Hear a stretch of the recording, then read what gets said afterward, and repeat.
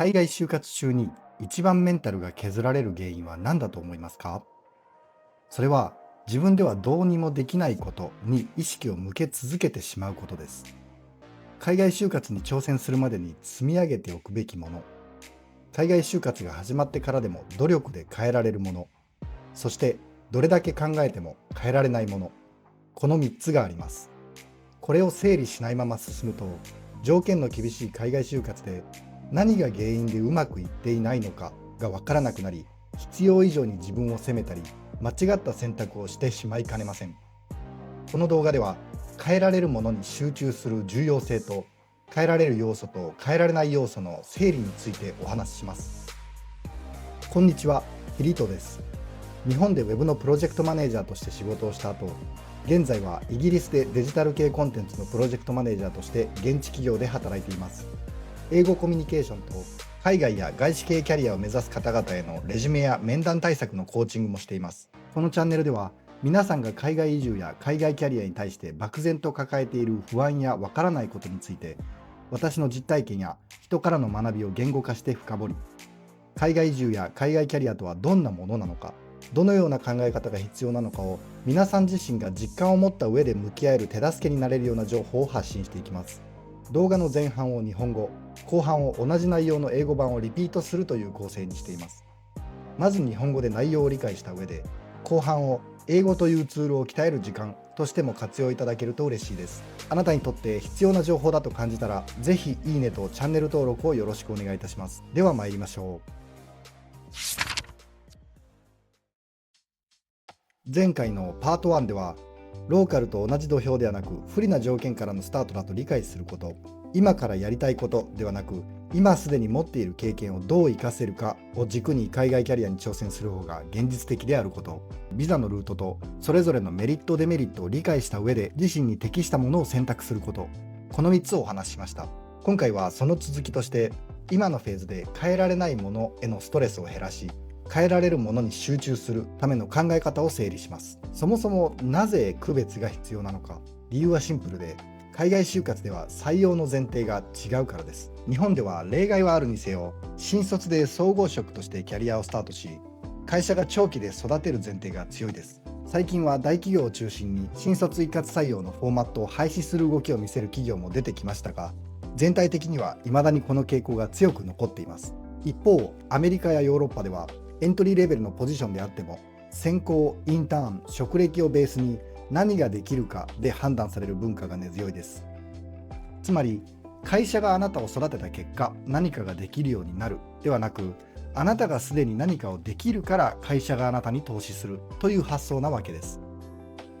この違いは、解雇のしやすさや労働文化にもつながります。即戦力が求められる度合いは、例えば日本よりイギリスよりアメリカの方が強い傾向があります。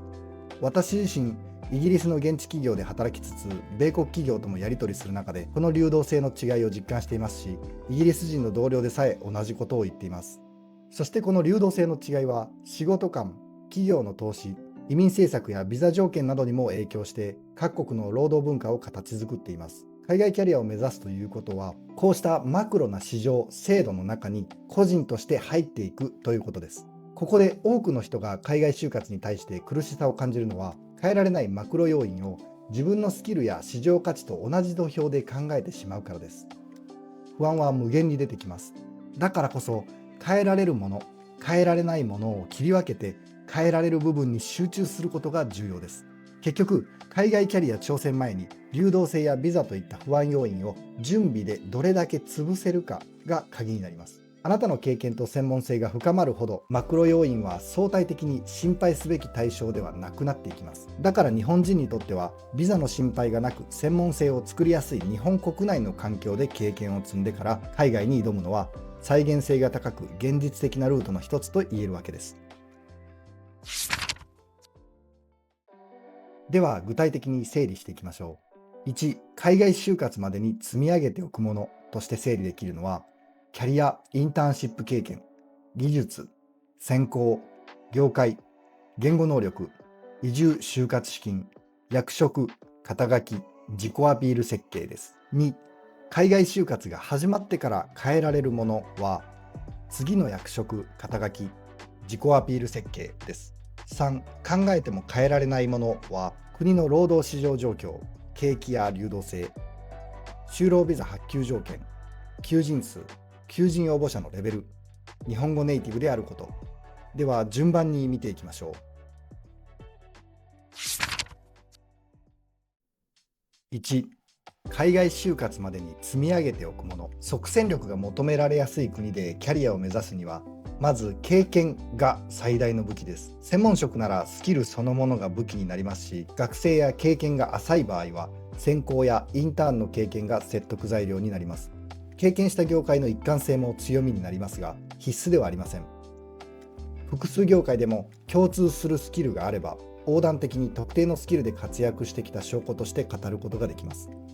言語能力も必要ですが、ここで言うのはテストスコアというより業務上のコミュニケーション力を指しています。会議、資料、議論、調整など日本語でやっていることを最低限別言語でもできる能力です。例えば欧州でも社内コミュニケーションが英語の企業は多いので、英語は中心的なツールです。日常英会話として広く構えるのは遠回りなので、自分の業務領域で使う語彙と説明に絞る方が学習は効率的です。難易度の高い語彙や複雑な文法より相手に伝わる形で情報を整理して話すことが大切です。そして資金。現地で就活するなら貯金はライフラインです。物価や為替状況次第では貯金は数ヶ月で一気に減ります。資金が尽きたらゲームオーバーになり得ます。余計な焦りを増やさないためにも、また現地で本来打ち込むべき就活の時間を削ってパートタイムの仕事でスケジュールを埋め尽くしてしまうことにならないよう、可能な限り活動資金を前もって準備しておくべきです。2、海外就活が始まってから変えられるものは、役職、肩書きと自己アピール設計。実質この2つのみです。海外就活に挑戦する前の段階で磨きをかけることができ、積み上げたものをベースに海外就活において調整をしていく要素で、逆に言うと海外就活を始めて以降はこの2点ぐらいしか変えられる要素がなくなってしまいます。パート1の動画で今ある経験をどう生かすかが重要だと言ったのは、就活中に調整できる要素が少ないからです。役職と肩書きは日本でいうところの課長、部長、海外でいうところのアソシエイト、マネージャー、シニアマネージャー、ピープルマネージャーのようなものです。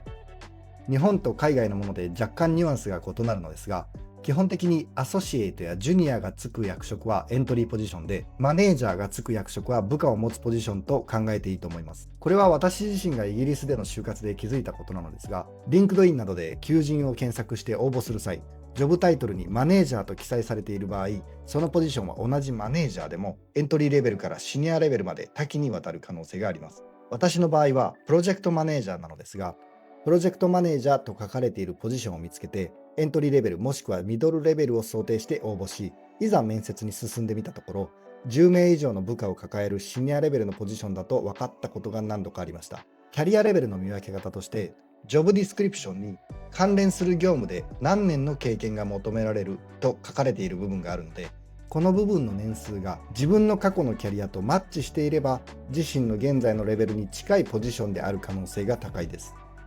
また、どの程度の規模のチームをマネジメントするポジションであるか記載されている場合もあります。これに加えて、ジョブディスクリプションにピープルマネージャーと記載されているポジションは、単に部下からレポートを受けながら自身の業務を進めるというよりも、部下の育成やメンタリングをしてチーム全体をマネジメントする立場であることを示します。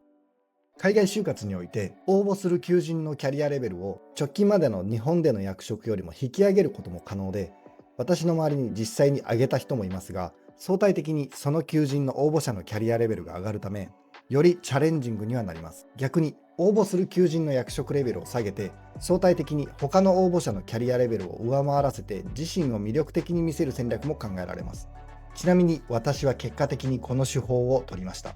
キャリアレベルを下げると必然的に給与レンジも落とすことにはなるので、海外就活においてあなたが何の軸を最も優先するのかをあらかじめ決めておいた方が良いでしょう。軸の決め方とその重要性については今後の動画で詳しく説明する予定です。ジョブディスクリプションに書かれている必要なキャリア経験年数は要件を満たしていないと応募できないというわけではなく、あくまで目安と捉えるのがいいと思います。応募するのはただで、そのキャリアレベルであなたを採用するかどうかを決めるのは企業側ですし、採用プロセス中、企業側とのコミュニケーションであなたがキャリアレベルの認識に違和感があると気づいたなら、あなた自身が続行か辞退かを決断すればいいことなので、応募しない理由は特にないはずです。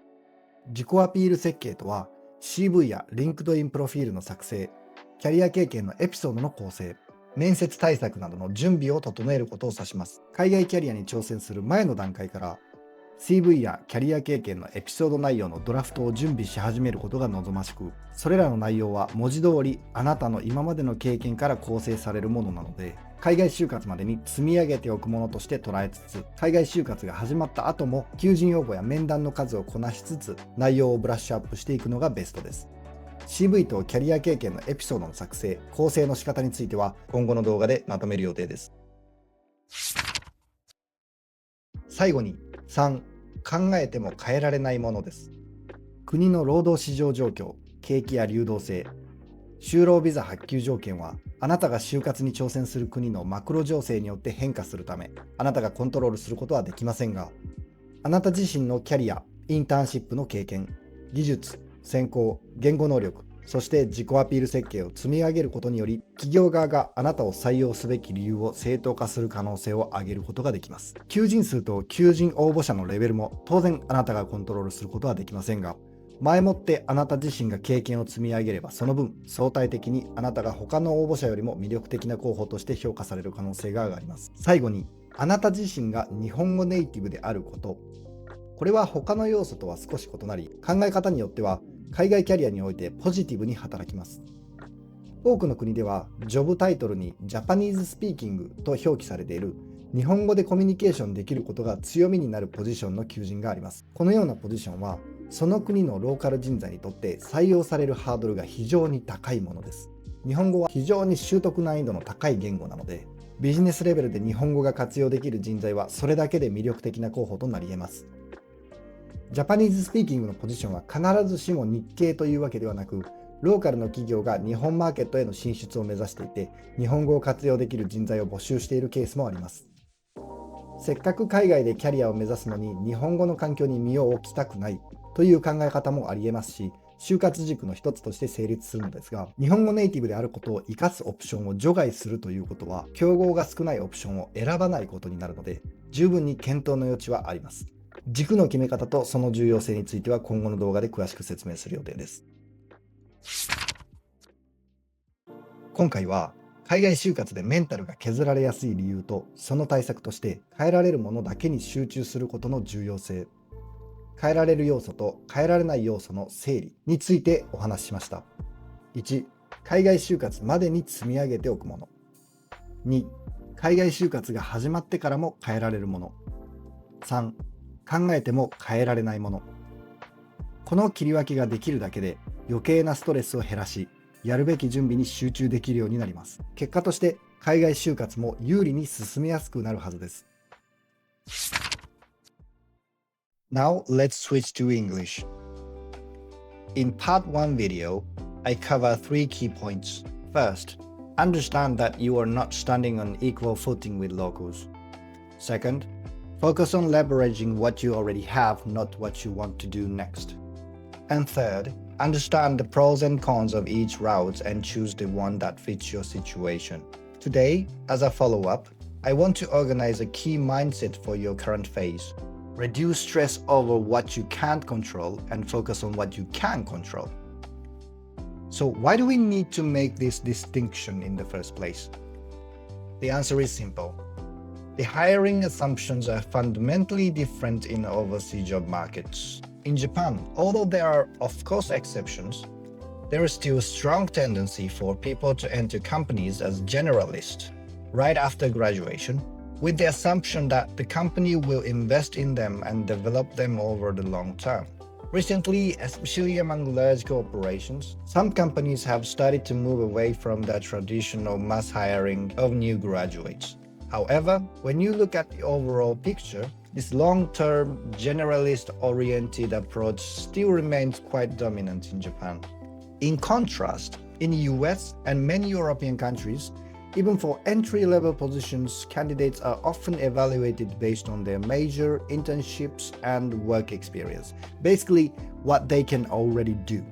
So the mindset is not the company trains you and you became capable of doing something, but rather, you're already capable of doing something, so the company invests in you.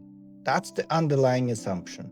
This difference also connects to how easily companies can let people go and to broader labor culture. In terms of how strongly immediate impact is expected from you, it's often stronger in the UK than in Japan, and stronger in the US than in the UK. Personally, I worked at an UK-based company and also communicate with US companies, and I can really feel this difference in labor mobility. Even my British colleagues say the same thing. And these differences in mobility influence many other things: how people view work in their lives, how companies invest in human resources, immigration policies, and visa requirements. Over time, they shape each country's labor culture. So, when you aim for an international career, you're stepping into a macro-level market and system as an individual. A lot of people feel overwhelmed because they start treating macro factors they can't control, like labor market conditions or visa rules, as if they're on the same level as their personal skills and market value. Worries can be endless. That's exactly why it's so important to separate what you can control from what you can't, and then put your energy into what you can control. In the end, the key is, before you make the jump, how much of those anxiety factors like mobility and visas can you reduce through preparations? The more experience and specialization you build, the less those macro factors feel like something you need to constantly worry about. That's why, for many Japanese professionals, building solid experience in Japan where you don't have visa constraints and can build specialization more easily, and then going overseas can be one of the most realistic and feasible routes. Now, let's have a look at what you can control versus what you can't. 1. What you can build before overseas job hunting. This includes your career and internship experience, skills, major or academic background, industry experience, language ability, relocation and job hunting budget, job level or title, and self-presentation strategy. 2. What you can adjust during overseas job hunting. This includes your next job level or title you target, and self-presentation strategy. 3. What you can't change no matter how much you think about it. This includes local labor market conditions, the economy and then labor mobility, the work visa requirements, number of job openings, the level of other applicants, and the fact that you are a native Japanese speaker. Let's go through these step by step. 1. What to build before overseas job hunting. If you want to build a career in a country where immediate impact is expected, your experience is your biggest weapon. For specialist role, the skill itself becomes your strongest asset. And for students or people with limited work experience, your major and internship experience can be strong evidence when applying for relevant roles. Consistency in the industries you've worked in can also be an advantage, but it's not required. Even if your experience spans multiple industries, if you have clear transferable skills, you can position it as a proof that you have delivered results using the same skill across different environments. Language ability is also necessary, but I'm not talking about the test scores here. What I mean is your ability to handle basic professional communication in another language. Meetings, documents, discussions, coordination, basically what you already do in Japanese. And even in Europe, many companies use English internally, so English is still a core tool. So that's why treating it as a daily English conversation in a broad sense can be a detour. It's usually more efficient to focus on the vocabularies and explanations you actually need in your job domain. Rather than advanced vocabularies and complicated grammar, what matters is more like, can you organize information and communicate in a way that other people can understand? And finally, money. If you're job hunting locally, your savings are your lifeline. Depending on living cost and exchange rates, your saving can shrink fast within a few months. If you run out of money, it can literally become game over. So to avoid unnecessary panic and also to avoid filling your schedule with part-time work and losing your time you actually need for job hunting, you should prepare as much job hunting budget as realistically possible in advance. 2. What you can change during overseas job hunting. Once overseas job hunting starts, what you can change is just basically those two things: your target job level or title, and your self-presentation strategy. You can work on both before you start job hunting, and then adjust them based on what you learn through applications and interviews. But once job hunting begins, the number of things you can truly change becomes extremely limited, almost just those two. That's also why in part 1 video, I emphasized focusing on how to leverage what you already have. Job titles vary by country, but broadly speaking, titles like associate or those with junior tend to be entry level. And titles with manager often imply roles with leadership responsibilities. One thing I learned from job hunting in the UK is that even if the job title includes manager, the actual seniority can range from entry to senior. In my case, I'm a project manager. I applied to roles titled project manager, assuming they were entry or mid-level. But once I got into interviews, I found out a few of them were actually senior roles managing more than 10 people. So how do you tell the difference?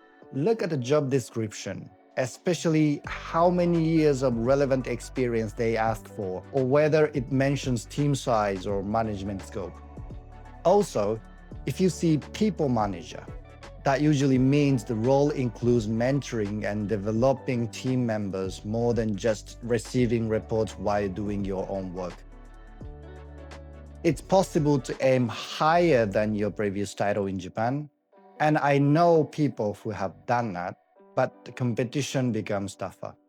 On the other hand, lowering the target level can be a strategy too, because you may look stronger compared to other applicants. I personally ended up using this approach. Of course, a lower level usually means a lower salary range, so it's important to decide what your top priority is in overseas job hunting. I will cover how to set those priorities in another video.